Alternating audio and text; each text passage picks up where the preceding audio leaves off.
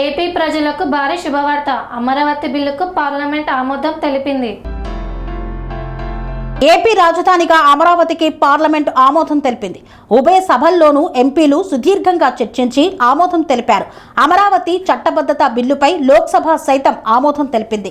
ఈ బిల్లును గురువారం రాజ్యసభలో ప్రవేశపెట్టారు. దీంతో సుదీర్ఘంగా చర్చించిన రాజ్యసభ సభ్యులు ఏకగ్రీవంగా ఆమోదం తెలిపారు. ఈ పరిణామంతో అమరావతి చట్టబద్ధత బిల్లుకు ఏకగ్రీవంగా ఆమోదముద్ర పడింది. ఈ మేరకు రాజ్యసభ చైర్మన్ ఏపీ ప్రజలకు శుభాకాంక్షలు తెలిపారు.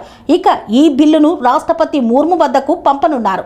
స్వామి బోధానంద గోసేవ ఆశ్రమం సైథాపూర్. జ్యోతిష్యం, వాస్తుశాస్త్రం మన పూర్వీకులు మనకిచ్చిన వరం.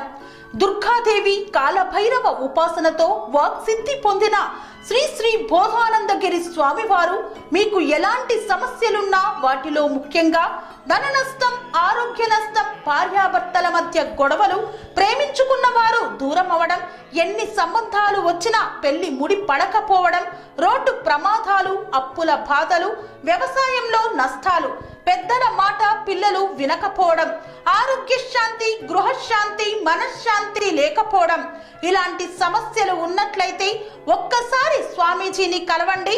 మీ సమస్యలకు తగిన పరిష్కారాన్ని పొందండి.